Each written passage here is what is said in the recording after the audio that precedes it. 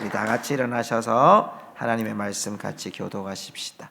출애굽기 7장 1절에서 7절의 말씀입니다.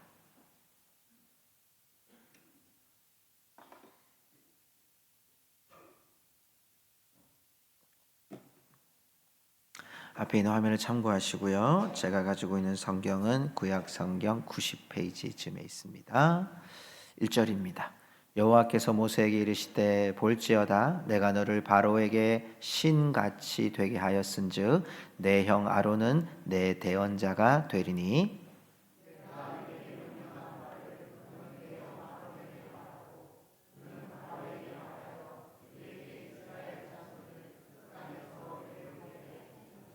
내가 바로의 마음을 완악하게 하고 내 표징과 내 이적을 애굽 땅에서 많이 행할 것이나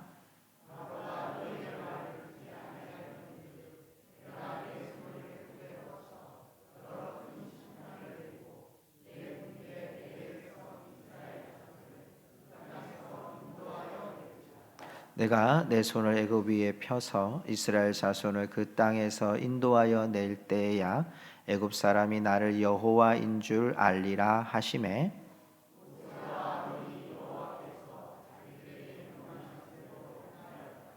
7절 같이 읽습니다. 그들이 바로에게 말할 때에 모세는 80세였고 아론은 83세였더라. 아멘. 우리 자리에 앉으시면서 이렇게 고백합시다. 지금도 하나님은 역사하십니다.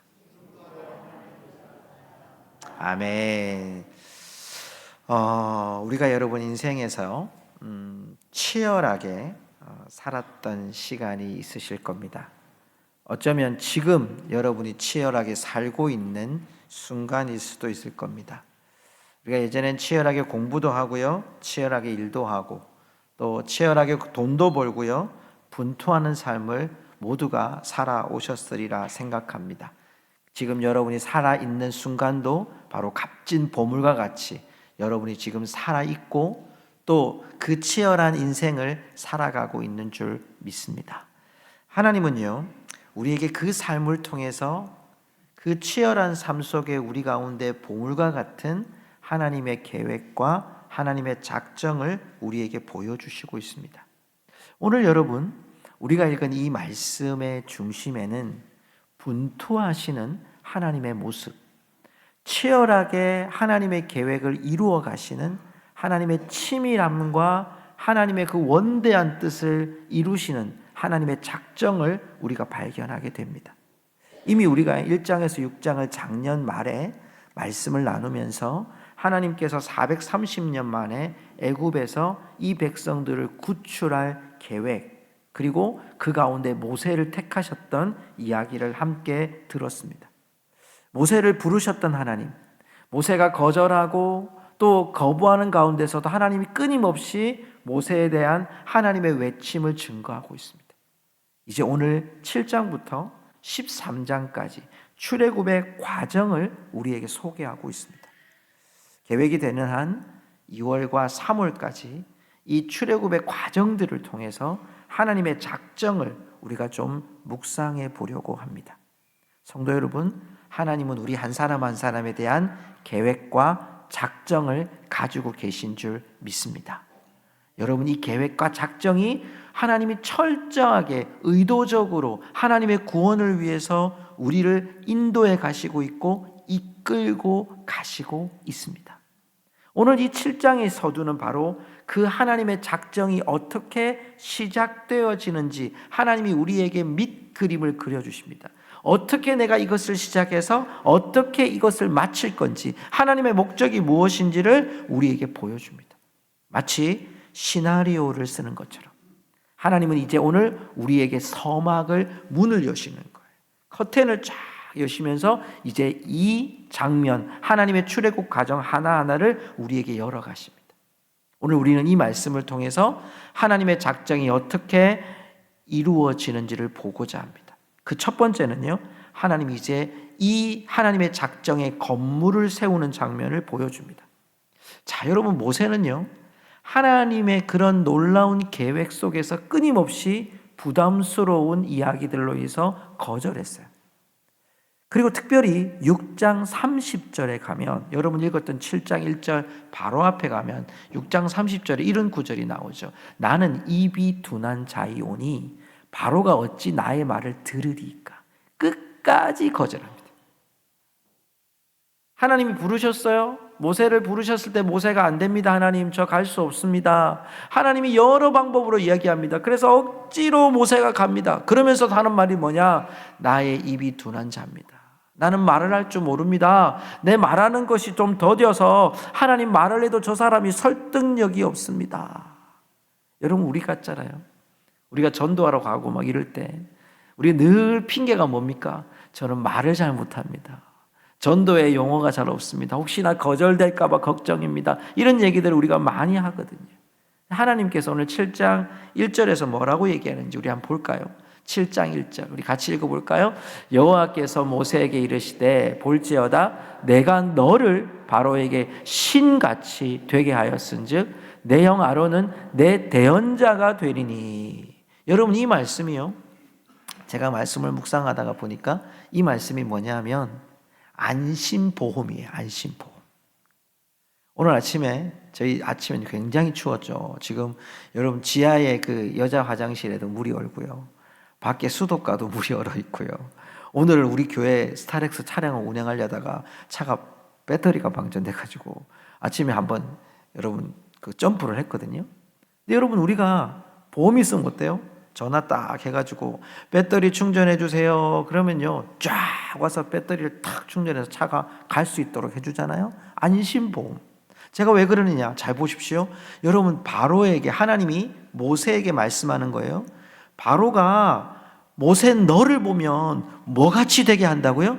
신같이 되게 한다. 신이 뭐죠? 신이 뭡니까 여러분? 절대자예요. 지금 바로가 여러분 지금 모세를 볼 때 어떤 말이냐면 너를 신처럼 전능하신 하나님처럼 두려운 존재가 되게 하겠다 말씀해요. 더더욱 내 형 아론은 내 대언자가 되리니. 여러분, 이 대언자라는 말은요 나비라고 하는 히브리어 단어인데요, 이 단어는요 축복과 저주를 줄 수 있는 사람. 그냥 여러분 대언자, 말 대신해주는 통역자가 아니라 능력자예요. 심지어 히브리어 기자는요 이게 초능력을 가진 자를 표현할 때 대언자라고 표현합니다. 그러니까 여러분, 이 말은 뭐죠? 내 형 아론에게는 저주와 축복을 가진 대언자로 삼아줄 거고, 너는 그 바로가 너를 두려워하는 존재가 되도록 내가 만들어 줄 테니까 가라는 거예요. 이게 안심보험이에요. 걱정하지 말고 가라는 거예요. 오늘 말씀해 보면 여러분 이런 단어가 나오죠. 볼지어다. 볼지어다. 그냥 우리가 볼지어다라고 하잖아요. 제가 이 단어 찾다가 되게 웃었어요. 이게 레에라는 단어인데요, 이 단어는요 이럴 때 쓰는 거예요. 하도 거절하고 변명하니까요 불러 세워서 하는 거예요. 제가 딱 똑같은 예를 하나 들어드릴게요. 그저께 이제 우리 아이들 어제 이틀 동안 캠프를 했단 말이에요. 교회에서 잤어요. 아이들이 많으니까 이제 방마다 아이들을 다 넣어서 잠을 재워야 되는데 남학생 애들은 저 잠옷실에서 잠을 재웠어요. 우리 밑에 이제 전기 판넬도 있으니까 따뜻하게 잔단 말이에요. 아이들이 잠을 자라고 했어요. 여러분, 잘까요? 안 잘까요? 안 자요. 아니, 평소에도 그렇게 잘 놀다가 잘 때는 왜 그렇게 서로 할 말이 많은지 잠을 안 자요. 선생님이 약속을 했어요. 자, 우리 11시에는 자자. 내일 아침에는 우리가 또 모임을 해야 되니까 11시에 자자. 11시까지 목사님이 특별히 핸드폰 하는 시간을 줄 테니까, 이거 선생님 알면 큰일 나는데, 조금만 줄 테니까 핸드폰 잠깐 하고 이제 끄고 11시에 자자. 그래서 애들이 11시에 핸드폰을 탁 던지더라고요. 와, 멋있더라고, 남자애들이. 그리고 이제 자자, 불 딱 껐어요. 근데 조금만 있으니까 소곤소곤 하는 거예요. 선생님이 이제 그만하자, 자자, 또 소곤소곤. 한 명이 또 계속 소곤소곤. 그러니까 선생님이 자, 일어나. 이렇게 한 명을 데리고 나갔어요. 문 밖에 나와서 무슨 얘기를 하는지 잘 모르겠어요. 뭐라고 하고 들어와서 잤어요. 제가 뒷얘기를 들어보니까 1시에 잤대요. 여러분, 여기에 볼지어다 뜻이 그거예요. 자꾸 떠들면 야, 좀 와봐. 너 좀 내 얘기 좀 들어봐. 하나님이 지금 모세한테 그 얘기를 하고 있는 거예요. 모세, 내가 그렇게 말했잖아. 내 백성 인도해 내는 일에 너 쓴다고. 너는 가기만 하면 된다고. 그런데 마지막에 얘기하는 거예요. 하나님 저 말을 못해서.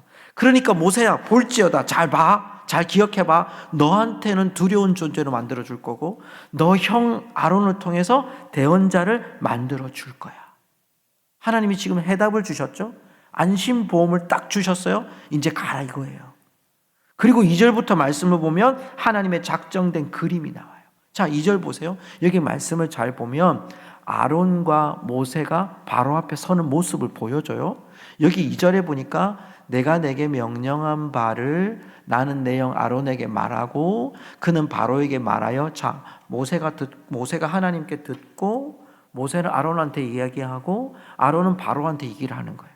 그 맥락이 뭡니까? 무슨 얘기를 합니까? 그에게 이스라엘 자손을 그 땅에서 내보내게 할지니라. 하나님의 의도와 하나님의 목적이 나와요.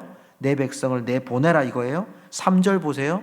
3절 그 과정에 어떤 일이 벌어지냐? 바로의 마음을 완악하게 해서 표징과 이적을 이 애굽 땅에서 많이 행할 거다. 하나님이 그 과정에 뭘 넣으시느냐? 표징과 이적을 내셔서 내 백성을 그 땅에서 내보내게 하겠다는 거예요. 4절도 볼까요? 4절의 말씀에 보면요, 바로가 그 말을 듣지 않을 거다. 과정을 보여줘요.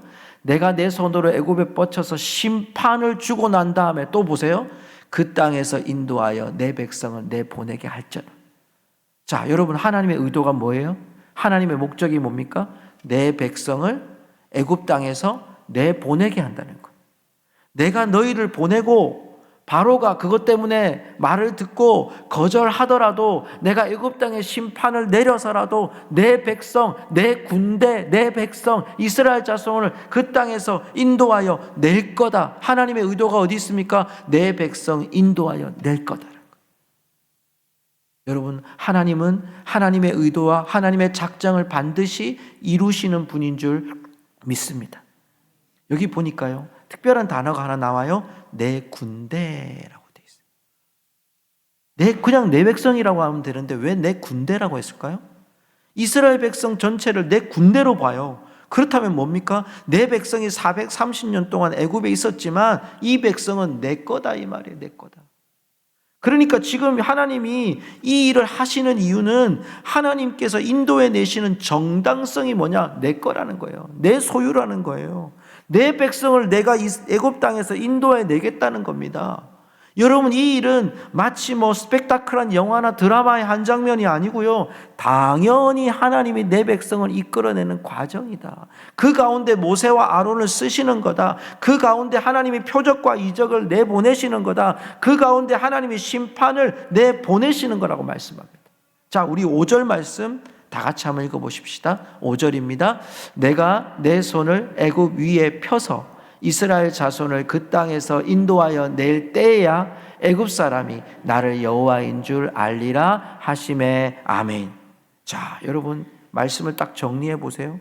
말 못하는 모세, 대언자 아론을 주셔서 바로에게 보내신 이유는 내 백성을 보내는 것. 바로의 마음을 완악하게 하고 하나님의 표징과 이정을 보여주시는 것, 하나님의 뜻이 내 백성을 인도하여 내는 것. 애굽에 거절하는 바로에게 하나님이 심판을 내리셔서 내 백성을 내보내게 하는 게 하나님의 목적이에요. 5절 말씀에도 결국 내 손을 애굽 위에 펴서 이스라엘 자손을 그 땅에서 인도하여 내는 게 하나님의 목적이에요. 그런데 그거보다 더 큰 목적을 오늘 말합니다. 애굽 사람이 나를 누구인 줄 알리라? 여호와인 줄 알리라. 한번 옆에 사람과 고백합시다. 여호와인 줄 알리라. 네, 하나님의 강력한 의도와 목적을 수행하는 것은요, 내 백성을 내보내는 겁니다. 그런데 내 백성을 내보내는 과정에서 하나님이 여러분, 하나님의 능력이 엄청난 분이잖아요. 믿으십니까? 하나님의 능력이 엄청난데 한 방에 쓸어버리면 되잖아요. 그런데 하나님이 굳이 그렇게 가기 싫어하는 모세를 세워가지고 아론을 옆에 붙여가지고 바로한테 가서 이야기를 했더니 바로가 거절하니까 하나님이 이적과 표적과 심판을 통해서 이 백성들이 이게 진짜 하나님이시구나, 이걸 하나님이 알게 하려고, 이것이 하나님이 하신 일이구나, 이걸 알게 하려고 하나님이 이 과정을 허락하신다는 거죠. 사랑하는 성도 여러분, 하나님은 분명히 내 백성을 구원하시는 하나님의 뜻을 이루시는 줄 믿습니다. 그건 우리와 동일한 겁니다. 우리를 향하신 하나님의 구원은 변치 않으신 줄 믿습니다. 여러분, 그 가운데 우리가 뭘 봐야 됩니까? 하나님의 작정하심을 봐야 됩니다. 하나님이 우리를 향한 의도를 봐야 됩니다. 하나님이 우리를 구원하실 거라는 분명한 사실의 결과는 있습니다. 그 과정 가운데 하나님이 뭘 하기를 원하실까요? 나를 통해 하나님이 우리의 하나님 되심을, 하나님이 우리 가운데 거하심을 보여주는 일입니다. 우리가 그걸 위해서는 우리의 삶에 하나님이 부르신 자리 바로 앞에 가야 되는 것. 그것이, 그 바로가 우리의 가정의 바로일 수 있습니다. 우리에게 힘으로 도저히 넘을 수 없는 바로와 같은 존재일 수 있습니다. 우리가 도저히 뚫을 수 없는 큰 문이 우리 앞에 바로일 수 있습니다. 사람일 수도 있습니다. 나라일 수도 있습니다. 여러분, 그러나 그 속에서 뚫지 못하는 것이 아니라 하나님의 작정을 바라보며 우리는 모세와 아론처럼 바로 앞에 가는 게 우리에게 중요하다는 겁니다.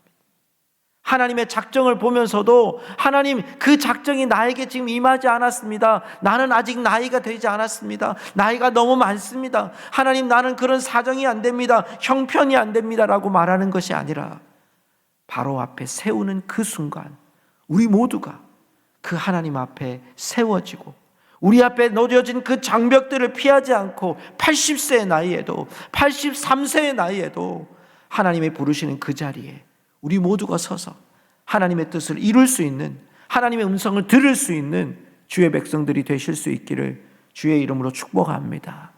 여러분, 그것이 하나님의 작정의 큰 그림이에요. 하나님의 작정의 큰 그림은 다른 것이 아니라 모든 일을 통해 하나님의 작정과 하나님의 계획과 하나님의 임재하심을 보여주시는 것이 하나님의 작정하심, 모든 사람들로 인해서. 자, 그러면 어떻게 하나님이 이 일을 이루십니까? 오늘 말씀 읽지 않았지만 우리 하나님의 두 번째 시나리오는 하나님의 작정된 건축의 하나의 여러분 설계도라면, 오늘 그 다음 나오는 8절 이하부터 나오는 구절은 하나님의 이적이 나타납니다. 자, 여러분 9절의 말씀을 보십시오. 9절의 말씀, 성경의 말씀을 살펴보시면요, 하나님이 이렇게 말합니다. 바로가 너희에게 이르기를 너희는 이적을 보이라 하거든, 이렇게 됐죠. 하나님 말씀하시는 거예요. 이제 그 과정 가운데 바로가 너희가 이적을 보여라, 이게 진짜 하나님이 하시는 일인지 이적을 보여라 이렇게 얘기하거든요. 여러분, 이적, 표적, 기사 뭐 이런 것들이요, 여러분 성경에서 이적이라는 것이 초자연적인 현상이에요. 그런데 여러분 영어로 보면 이게 사인입니다. 사인, 증거예요. 자, 하나님께서 사인을, 기적과 이적과 표적을 이루시는 구절이 있어요. 수많은 구절이 있지만 하나님이 왜 이걸 주시느냐? 자, 여러분 히브리서 2장 4절을 한번 보시겠습니까? 제가 한번 읽어보겠습니다. 하나님도 표적들과 기사들과 여러 가지 능력과 및 자기 뜻을 따라 성령에 나눠주신 것으로서 저희와 함께 증거하셨느니라. 하나님이 자기의 뜻을 성령으로 나눠주신 것을 우리가 믿게 하기 위해서, 깨닫게 하기 위해서 우리에게 증거로 보여주시는 거예요. 그래서 하나님이 10가지 재앙을 내리실 때 하나님의 증거의 작정은 뭐죠? 모든 백성이 여호와인 줄을 알게 하는 거거든요. 그 알게 하는 도구로 하나님이 이적과 기사와 하나님의 기적들을 보여주신다는 거예요. 성도 여러분의 삶에도 마찬가지예요. 우리가 하나님 앞에 기도해서 응답을 받는, 여러분 그 중심은 응답을 받기 위한 결과를 위해 기도하는 게 아니에요. 여러분, 그 결과가 중요한 게 아니라 그 속에 하나님이 그 결과에 예스나 노우나 성공이나 실패나 합격이나 불합격을 주실 때도 그 속에서 우리가 발견한 것은 결과로 나에게 유리했으니까 합격하셨으니까 하나님 함께 하셨고, 불합격하셨으니까 하나님 나를 떠나셨고, 이게 아니에요. 이런 이분법적인 논리로 우리가 하나님을 해석하는 게 아니죠. 실패 속에서도 하나님을 찾고, 성공함 속에서도 하나님을 찾고, 우리가 여러분 잘된 일에도 하나님을 찾고, 우리가 잘 못한 일에도 하나님을 찾을 수 있는 게 기도의 중심이 되고 하나님의 자녀가 되는 줄로 믿습니다. 자, 이적. 그 이적을 하나님이 보이셨어요? 뭐로 보이셨을까요? 여러분 9절을 보십시오. 9절에 보면 이 말씀이 이렇게 돼 있어요. 너는 아론에게 말하기를 너의 지팡이를 들어서 바로 앞에 던지라 하라. 그것이 뱀이 되리라. 뭐가 되리라? 여러분 혹시 이 장면에서 질문이 있지 않을까요? 저는 이 장면을 보면서 왜 뱀이었을까? 왜 뱀이었을까? 여러분 뱀은요, 하나님이 아론에게 지팡이 던지라 그래서 뱀이 돼요. 그 내용이 그렇습니다. 바로는 자기의 현인과 마술사들 점쟁이들입니다. 그들을 불러가지고 너희도 지팡이 던져라. 그때 뱀이 된 거예요. 그런데 이 뱀이 어떻게 해석하느냐에 따라서 달라요. 우리가 그냥 뱀, 여러분 지나가는 동물이죠, 동물, 그죠? 우리가 아는 그 동물이 다 뱀이잖아요. 근데 이 뱀을 말하는 단어와 지금 여기에 나오는 단어가 달라요. 여기에 나오는 단어는 뭐냐면 탄닌이라는 단어예요. 이 단어는 대적자라는 단어예요. 자, 여러분 제가 그림을 하나 보여드릴게요. 여러분 투탕카멘이라고 하는 대표적인 애굽의 파라오입니다. 어디 전화가 오는 것 같습니다. 잘 확인해 보십시오. 자, 투탕카멘이라고 하는 여러분 이 이집트의 이 바로 왕이에요. 바로 왕의 초칭이죠. 근데 이 투탕카멘의 머리를 잘 보세요.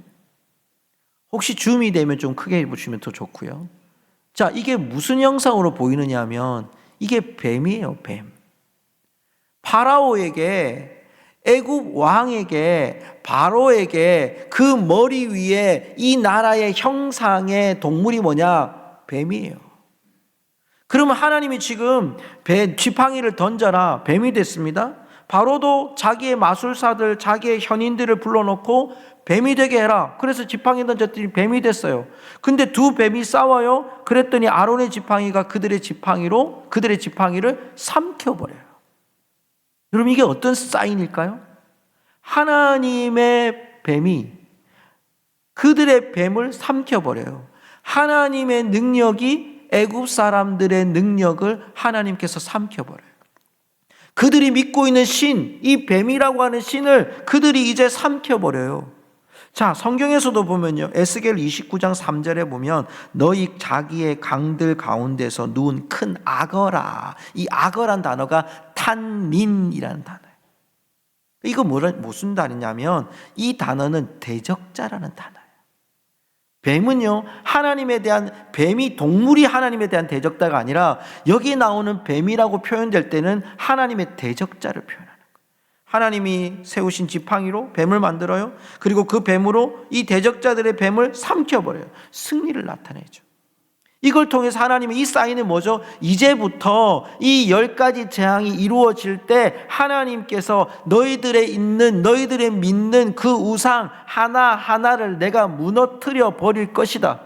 그리고 너희 중에 여호와 하나님이 유일하신 하나님이시구나. 우리가 섬길 자가 하나님이시구나. 이걸 깨닫게 할 거다. 그게 하나님의 작정이고 하나님의 의도였다는 겁니다.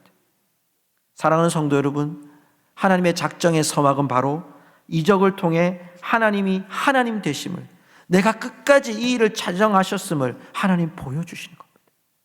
자, 이제 그 첫 번째 재앙이 들어갑니다. 오늘 말씀을 보면요, 그 첫 번째 재앙이 14절부터 이제 이루어지는 걸 봅니다. 여러분 오늘 7장 14절부터 쭉 마지막 절까지 읽어보면 이 재앙의 첫 번째 재앙이 피 재앙이 나오는 것을 보게 됩니다. 여러분 여기에 나오는 이제부터 시작될 모든 재앙의 사이클은 이렇게 됩니다. 선포합니다. 내 백성을 보내라고. 거절하는 바로에게 재앙을 내립니다. 그리고 그 재앙의 고통 때문에 바로가 간구합니다. 그러면 그 간구로 인해서 여러분 그 재앙이 물러가요.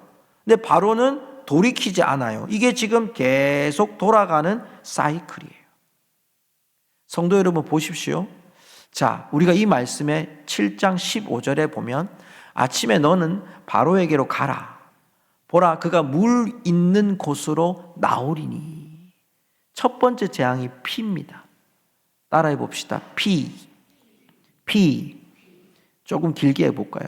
따라해 봅시다. 피계 이파. 한 자씩 땄습니다. 앞에 10가지 재앙이 시작될 거예요. 피계 이파 악독 우매 흑장 이렇게 갑니다. 한번 따라해 볼까요? 피계 이파 악독 우매 흑장 이렇게 10가지가 갈 거예요. 자, 이 10가지 재앙의 첫 번째 재앙이 피예요. 여기 보면 내가 이로 말미암아 나를 여호와인 줄 알리라 하면서 15절 다시 한번 넘겨주시겠어요? 15절. 네, 여기 보니까 그가 물 있는 곳으로 나오리니 그랬잖아요. 너는 나일 강가에 서서 그를 맞으며 그 뱀 되었던 지팡이를 손에 잡고 이렇게 돼요. 16절 보여주세요. 16절 보니까 여기 이렇게 나오죠. 그러면 그들이 광야에서 나를 섬길 것이라 하였으나 이제까지 내가 듣지 아니하도다. 17절 보세요. 17절 여호와가 이같이 이르니 내가 이로 말미암아 나를 여호와인 줄 알리라. 볼지어다 내가 내 손에 지팡이로 나일강을 치면 그것이 피로 변하고. 자, 여러분 여기 나오는 15절에 보면 나일강에 왕이 나와요. 15절 말씀에 보면 나일강이 물 있는 곳으로 나오죠. 이게 매일 나오는 의미예요. 매일 물 위에 나와서 무슨 일을 하고 있었을까요?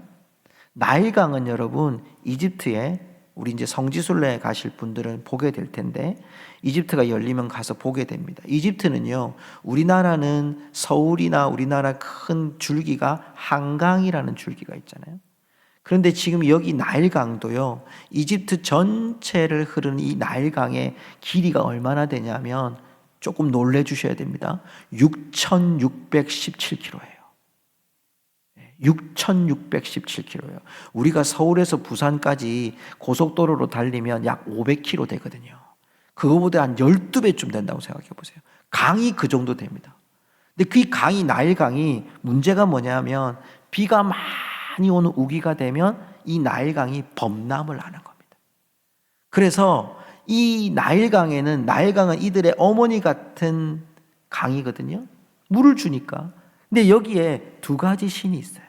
매일매일 가서 제사를 드려야 돼요. 그 신을 한번 보여주시겠습니까? 그 신은요, 첫 번째 신은 크롬 신이라고 합니다. 한번 올려주시겠어요? 희한하게 생겼죠, 그죠? 이게 크롬 신은 나일강 신입니다. 나일강 신. 나일강을 지켜주는 신이에요. 그리고 난 후에 또 하나의 신이 뭐냐면 하피 신이라고 합니다. 요 다음 그림을 보여주세요. 두 사람이 지금 뭘 잡고 있는, 막 뭐 잡고 있죠. 물이 넘치지 않도록 두 사람이 잡고 있는 거예요. 이걸 하피신이라고 합니다. 이 두 신을 매일같이 바로가 나와가지고 나일강에서 엎드려서 나일강에 지금 경배하는 거예요. 근데 그 나일강에 나오는 바로 앞에 모세가 지팡이로 이 아론과 함께 나와가지고 지팡이로 탁 하니까 여러분 그 나일강이 피로 변하는 거죠. 여러분 이 사건을 보면서 이들에게는 첫 번째 뱀 신이 무너뜨리는 사인을 받았어요. 그리고 피가 나일강이 그들의 젖줄이잖아요. 이거 없으면 농사 못 짓거든요. 이거 범람하면 끝나는데 그 두 신을 막 믿는데 그 피 나일강 자체가 다 피로 변해. 고기가 죽고 악취가 나고 나일강은 도저히 마실 수 없는 물이 되어버렸어요. 나무와 그릇이 다 피가 되어버렸습니다. 먹는 그릇까지 다 피가 되어버렸습니다. 날마다 복을 빌었고 날마다 범람하지 않도록 안전을 위해서 빌었던 그 신들 앞에 절했는데 그 신들이 믿던 신의 그 물들이 전부 다 피로 변해버렸어요. 물론 지금 이 첫 번째 재앙은 바로의 점술가들도 행했던 일이 있었습니다. 그것 때문에 바로가요, 더욱 거절하고요. 심지어 오늘 이 말씀을 제가 보면서요, 되게 놀라웠던 것 중에 하나가 뭐냐면, 오늘 이 말씀에 이렇게 나와요. 22절 말씀에 보면, 23절 말씀에 보면 바로가 돌이켜 궁으로 들어가고 그 일에 관심을 가지지도 아니하였고, 이렇게 되어 있어요. 관심을 가지지도 아니하였고. 자, 지금 피로 변했어요. 나라에 지금 재앙이 벌어진 거예요. 나일강 자기의 젖줄이 피로 변했는데 자기 점술가들도 할 줄 안다는 것 때문에 다른 데서 지금 물을 구할 뿐만 아니라 자기는 이 일에 관심조차 가지지 않아요. 매일매일 빌었던 그가 매일매일 빌어서 물을 공급해 받았던 나일강이 피로 변하니까 그 피로 변한 일로 말미암아 하나님이 하신 일에 대한 관심을 가지지 않고 돌아가 버려요.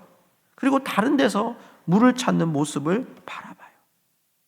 재앙을 거듭하시지만 하나님의 목적은 분명했습니다. 7장 17절에 나오는 것처럼 여호와가 이같이 이르노니 내가 이로 말미암아 나를 여호와인 줄 알리라. 이 말씀은 변하지 않아요. 계속해서 하나님의 작정과 목적이 진행되는 것을 우리는 발견하게 됩니다.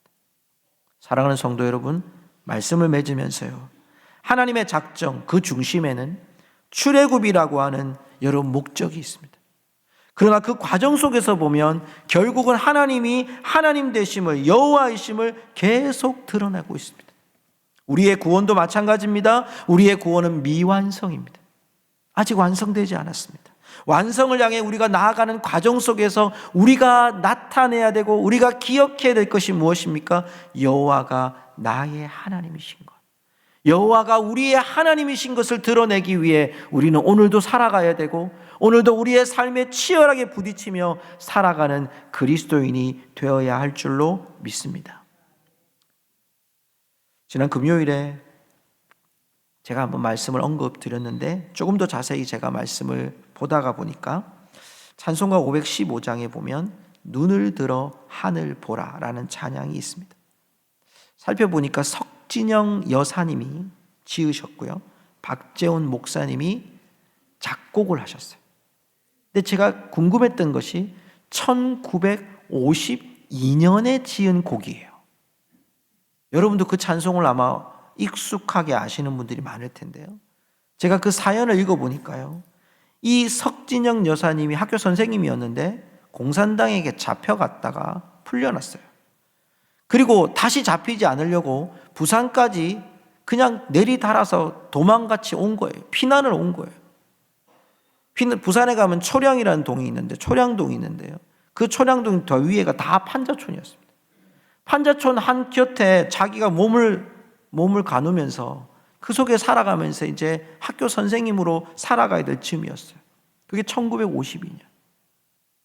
여러분, 찬송가에 보면 여러분 이 찬송에 여러분 여러 가사들 속에 여러분 그런 말이 있습니다. 곳곳마다 상한 영혼들이 탄식하며, 판자촌에서 옆에 사람들이 자기 자녀는 죽었다고, 자기 아버지는 죽었다고 탄식한 소리들이 있는 거죠. 마지막 구절이 이렇게 나옵니다. 믿는 자여 어이할고, 믿는 자여 어이할고. 아직 여러분 52년이면 전쟁이 끝난 것도 아니에요. 지금도 안 끝났죠.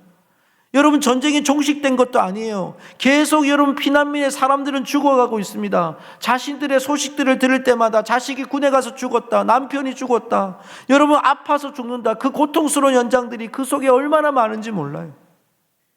그 수많은 사람들 속에 그분의 하나하나의 가사는 눈을 들어 하늘을 보라는 거예요. 믿는 자여 어이할고 눈을 들어 하늘을 보라는 거예요. 성도 여러분, 지금 우리가 이 시대를 향한 하나님의 음성이 뭘까요? 믿는 자여 어이할고. 430년 포로처럼 묶여진 이 시대적인 현실 속에서는 이 대한민국 땅에 양분된 이념 논쟁과 각박한 삶의 논리가 우리 가운데 계속 엄습해 오고 있습니다.